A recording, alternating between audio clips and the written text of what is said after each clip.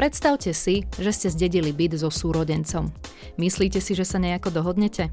V ideálnom svete majú súrodenci na budúcnosť zdedenej nehnuteľnosti rovnaký názor. Realita je však často komplikovanejšia, plná emócií a rozdielnych finančných možností. Presne v takejto patovej situácii sa ocitla aj pani Martina a jej brat Peter, ktorí zdedili byt, v ktorom vyrastali.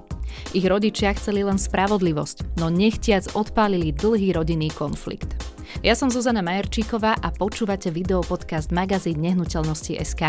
Nezabudnite nám dať odber, aby vám neušla žiadna ďalšia epizóda. Magazín Nehnuteľnosti.sk. No a teraz sa poďme pozrieť na realitný prípad, o ktorom písala v online magazíne Nehnuteľnosti.sk kolegyňa Katarína Runová. Súrodenci zdedili byt po rodičoch v rovnakom pomere. Každý vlastnil presnú polovicu.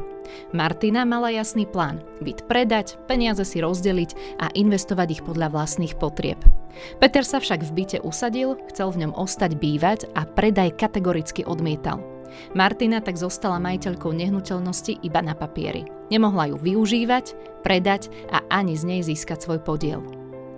Prvým krokom bola snaha o mimosúdny zmier, aby rodina nemusela ťahať do sporu právnikov.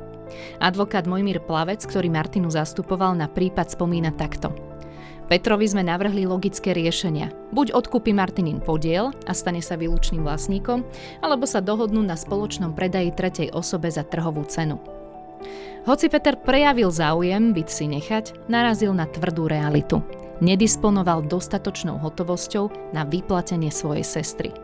Keďže predaj aj naďalej odmietal, mimosúdne vyjednávanie sa skončilo v slepej uličke. Martina nemala na výber a musela podať žalobu na zrušenie a vyporiadanie podielového spoluvlastníctva.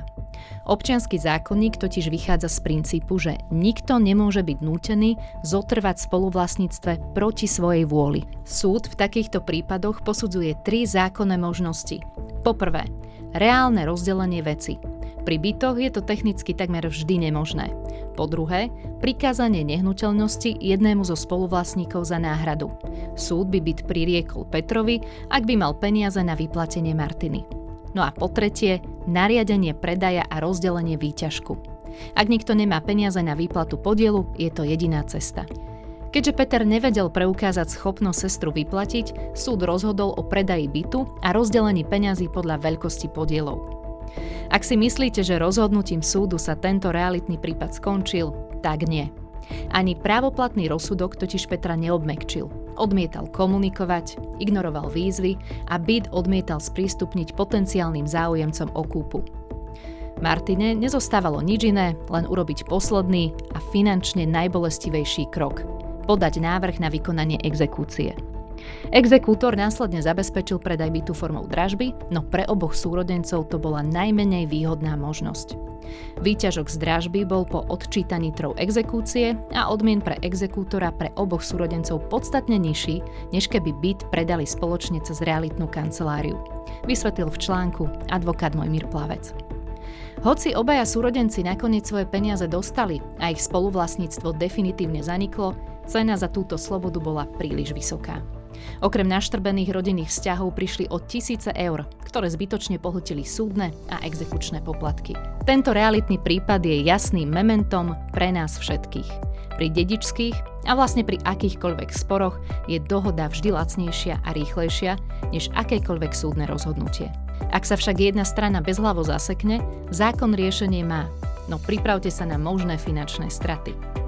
Ak vás téma ohľadom dedenia zaujíma, tak do popisu nášho videopodcastu pripájam aj link na náš 5-dielny seriál Sprievodca dedičským konaním na Slovensku. No a rovnako pripájam aj link na článok, ktorý hovorí o plánovaných zmenách v dedení, keď vstúpi do platnosti nový občiansky zákonník. Oplatí sa prečítať.